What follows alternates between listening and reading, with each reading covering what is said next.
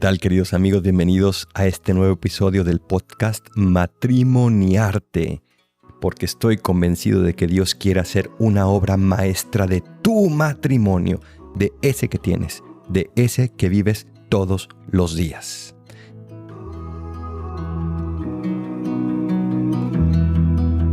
Hemos visto en los episodios pasados los lenguajes del amor. Si no los han escuchado, por favor métete a matrimoniarte.com y vas a poder encontrar los links para descargarlos y para escucharlos en cualquier plataforma. Estos lenguajes del amor fueron muy importantes porque hemos aprendido que no todos hablamos el mismo lenguaje, sino que cada uno tiene el propio, y en la medida en que lo aprendamos, esa persona se va a saber amada. Y soy testigo de muchísimos matrimonios que, habiendo aprendido esto, les cambió la vida y han llegado a una plenitud que pensaban que no podían alcanzar.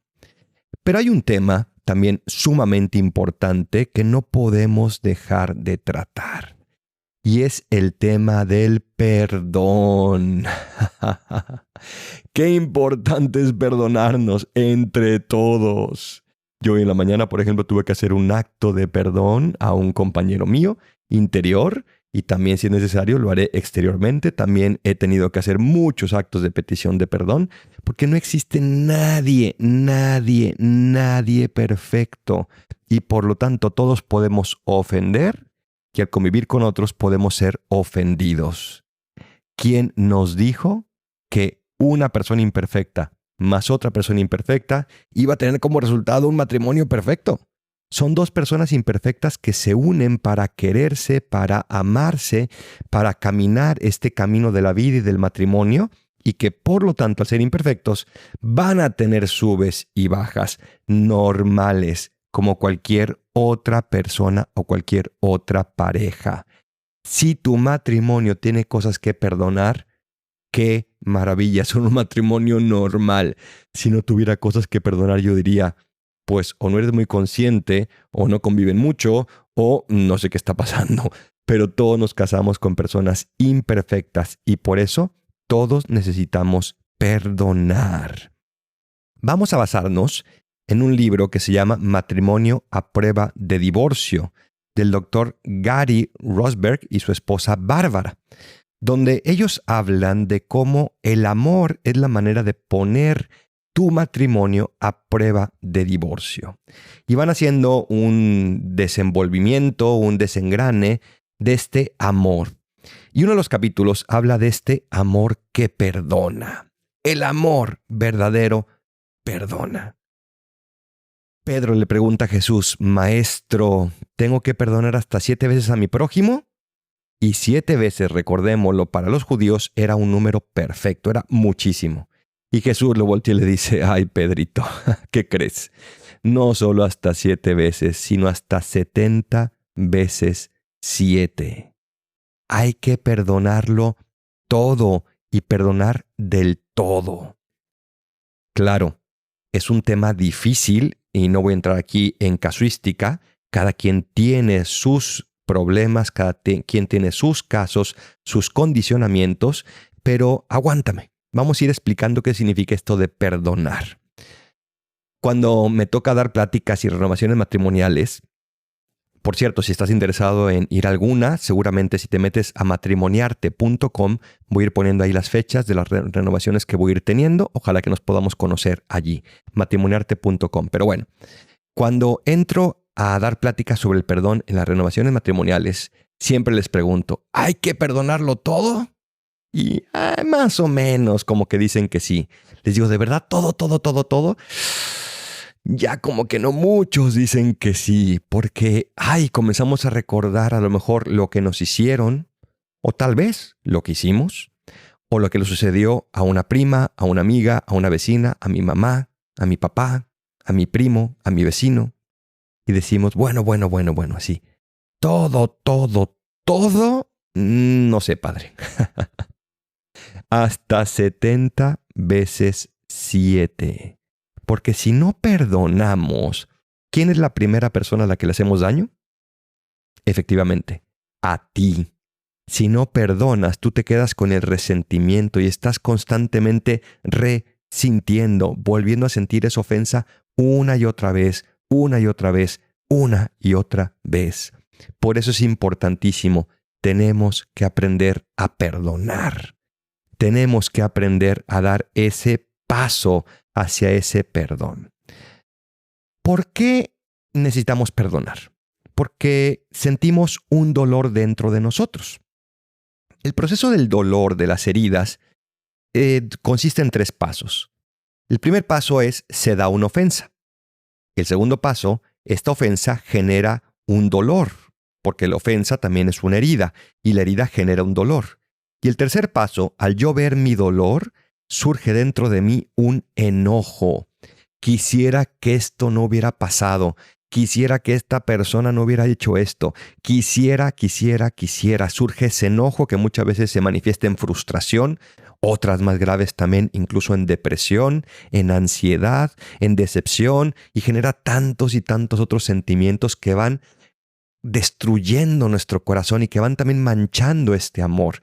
Y por eso es necesario cortar con ese ciclo, porque fíjense, cuando alguien me ofende, me duele, me enojo, y al enojarme, corro el riesgo de entonces yo ofender, hacer que la otra persona se duela, se enoja, y entonces me ofende, me duele, me enojo, y se da un círculo vicioso, donde vamos hundiéndonos cada vez en más ofensas, más dolor y más enojo. Ya veremos cómo vamos a romper con ese círculo vicioso del proceso del dolor. Pero vamos a hablar un poquito de cada una de estas etapas. La primera etapa, decíamos, era las ofensas. No importa si son leves o grandes. Una ofensa es una ofensa y me duele. Me puede generar una herida. Hay ofensas de todos los días, como que tal vez no dejaste la pasta de dientes como a mí me gusta que la dejes.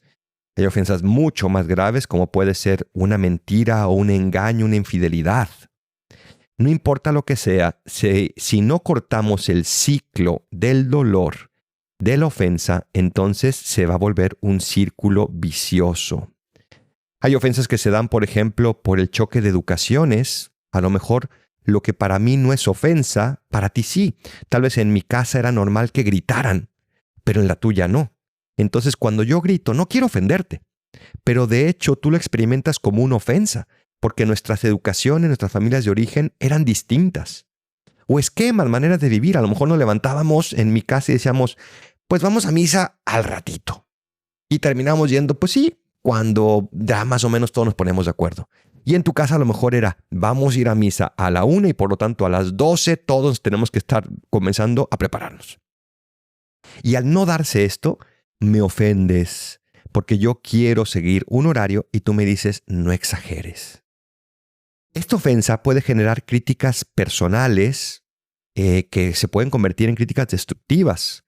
Comienzo yo a criticar por qué te ofendes de esto, si no es para tanto, si yo no quise hacerlo, si tú me malinterpretas, si qué exagerado o qué exagerada.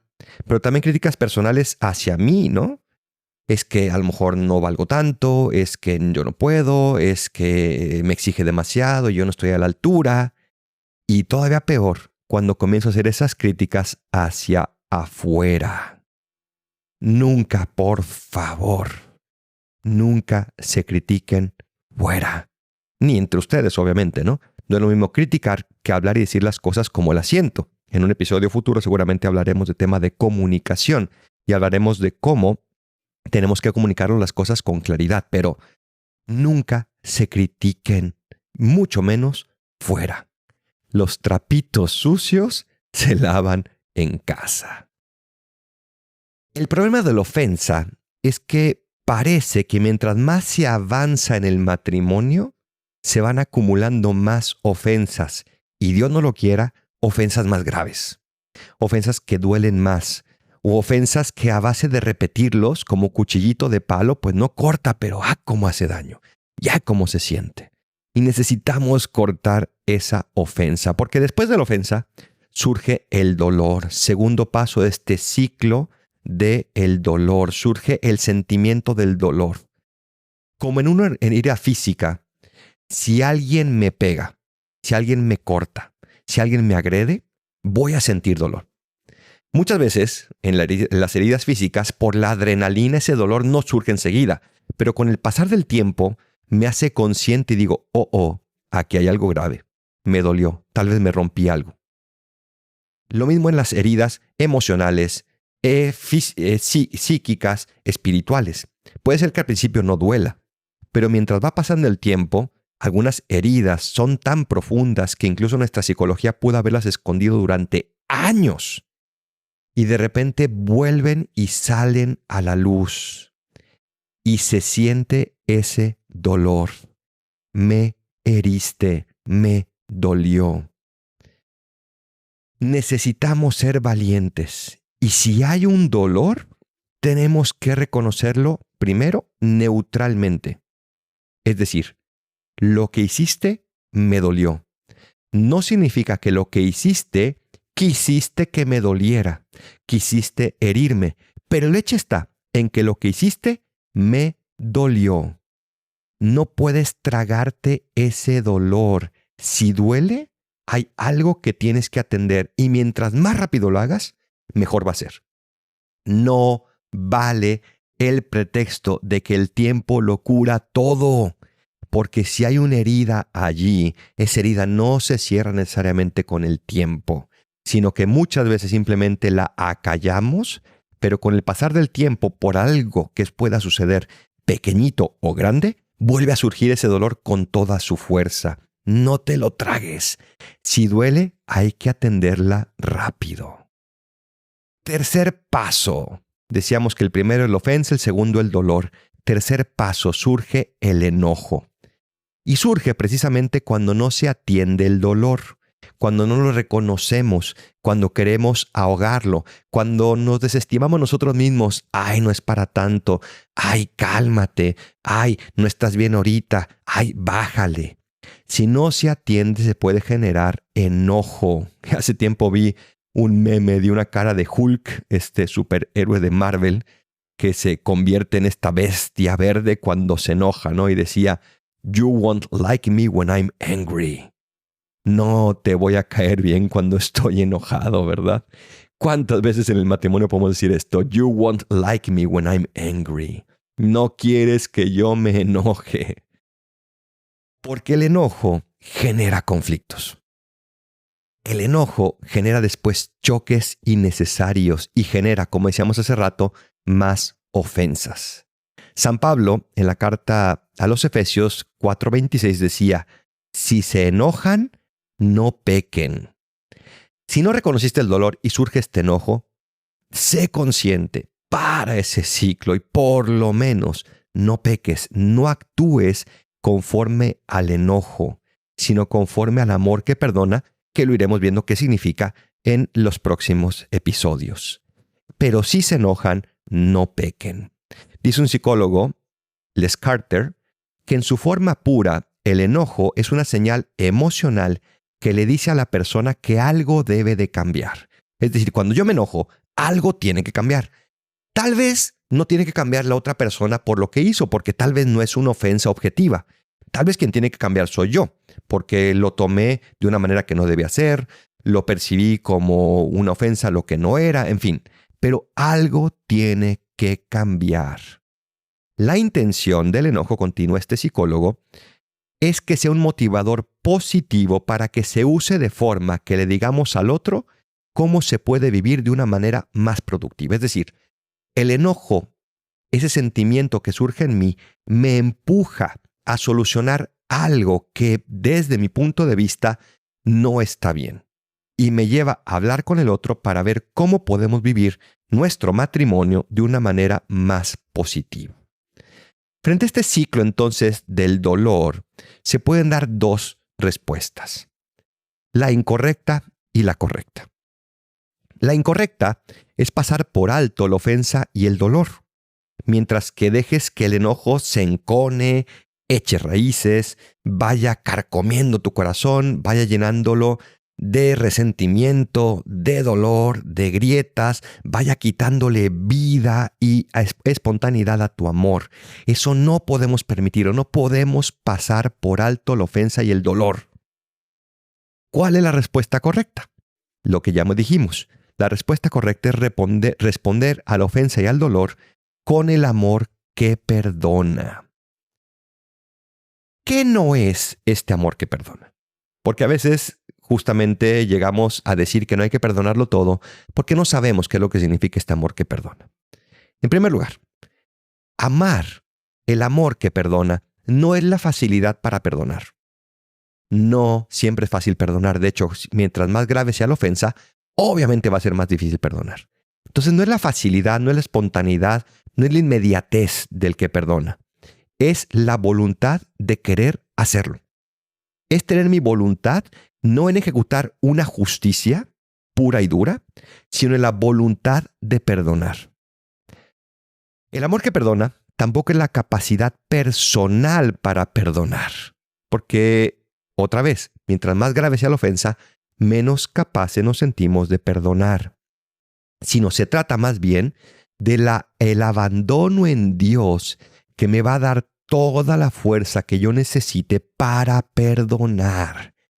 Si no has logrado perdonar algo, haz una oración de abandono. Dile, Señor, dejo todo mi orgullo, todo mi dolor, todo mi enojo en ti. Dame la gracia, dame tu gracia para poder perdonar. Porque yo sé que tú quieres que yo perdone, pero yo no puedo. Yo no sé cómo. Yo me siento impotente. Dame la gracia de hacerlo. El amor que perdona tampoco tiene que ver con la levedad de la ofensa, sino con la gravedad de lo que nos juzgamos, de lo que nos jugamos si no perdonamos. Nos estamos jugando el rencor, nos estamos jugando el resentimiento, nos estamos jugando también nuestra vida eterna. Padre nuestro, perdónanos como nosotros también perdonamos a los que nos ofenden. El amor que perdona tampoco no es el no sentir. Es que yo sigo sintiendo resentimiento, es que yo sigo sintiendo dolor. Normal. Y si la ofensa fue grave, puede ser que ese dolor dure años y que cada vez que la recuerdes, vuelva una especie de dolor normal. Cuando a uno lo operan y le abren, la herida queda allí. Y de vez en cuando, a lo mejor a personas les pasa que cuando hay humedad lo sienten más, que cuando hay frío, que cuando hay calor o que cuando le tocan, vuelve a doler. Pero la herida ya está curada. Entonces, no es el no sentir dolor, sino el no consentir con ese dolor. Es decir, no hacer lo que el enojo me pediría hacer. ¿Qué es entonces el amor que perdona? En primer lugar, el amor que perdona es dejar de ser juez y convertirse en equipo. Es dejar de ser árbitro y convertirse en jugador. Es reconocer que yo también he ofendido, que yo también puedo ofender al otro. Es reconocer que yo soy capaz también de generar muchas ofensas, que a lo mejor no las genero queriendo, sino que a veces por mi imperfección se generan. Pero es no ponerse por encima, no jugar el papel de Dios, sino el de ser dos compañeros imperfectos que vamos caminando hacia el cielo. El amor que perdona es imitar a Dios, que no vino a condenar, sino a perdonar. Híjole, qué fuerte esto. Yo no creo que haya nadie que haya sido tan ofendido como Dios nuestro Señor. Porque en su perfección, en su generosidad, en su amor, en su entrega, en su inmensidad, en su omnipotencia, vino y se hizo hombre por amor. ¿Y nosotros cómo lo tratamos? Y no estoy hablando de cómo lo trataron hace 2000 años, ¿eh? ¿Cómo lo tratamos tú y yo? Y sin embargo, Él sigue perdonando, porque no vine a condenar, sino a perdonar. Dice San Pablo en Colosenses 3:13, soportándose unos a otros y perdonándose mutuamente, si alguno tiene queja contra otro. Como el Señor los perdonó, perdónense también ustedes. ¡Wow! El nivel de perdón no es el nivel de mis abuelitos, no es el nivel de el padre, no es el nivel de mi amigo, de mi amiga, no es el nivel de qué sé yo. El nivel de perdón es el nivel del perdón de Dios. Como el Señor los perdonó, perdónense también ustedes. ¿Es fácil? No, no es nada fácil. Pero vamos a ponernos a nivel de economía. el costo-beneficio del perdón contra el costo-beneficio de guardar la ofensa y el enojo es inmensamente superior. Cuando perdonamos, ¡wow! ¡Qué gran beneficio experimentamos nosotros en nuestra misma persona! Hay ofensas muy graves, hay ofensas que no podemos perdonar. Como digo, necesitamos abandonarnos en Dios. Pero es que esa es la revolución de Jesús, queridos matrimonios. Jesús vino a decir, antes se dijo, ojo por ojo, diente por diente, pero yo les digo que no, que si alguien te pega en una mejilla, ponle la otra, que si alguien te quita el manto, dale también la capa, que si alguien te pide caminar una milla, camina con el 2. Estamos llamados a amar por encima de todo, como Dios ama, amar incluso a los enemigos. No es fácil, no es sencillo, nadie lo ha dicho que lo sea, pero esa es la revolución de Jesús. Dice Louis Smith, cuando liberas al ofensor de la ofensa, extirpas un tumor maligno de tu vida interior. Liberas a un prisionero, pero descubres que el verdadero prisionero eras tú mismo. Cuando uno perdona, qué liberación se siente, qué paz se siente. Estamos extirpando esa enfermedad del rencor, estamos echándola fuera. Hay ciertos mitos sobre el perdón que vamos a ir platicando también. Mitos que analizaremos en el próximo episodio. Mitos que no podemos creernos porque no son ciertos y sin embargo, como se han repetido tanto, tal vez pensamos que eso es lo que debería de ser. Termino con una cita de Lucas 6:37. No juzguen y no se les juzgará. No condenen y no se les condenará. Perdonen y se les perdonará. Todos tenemos algo que perdonar, pero también tenemos algo, o mucho más que algo, que nos perdonen. En el próximo episodio veremos ya cómo lograr ese perdón, qué procesos tenemos que dar, cómo tenemos que caminar. Pero les aseguro, queridos matrimonios, que se puede, sobre todo, porque Dios está con nosotros. Vamos a terminar con una oración.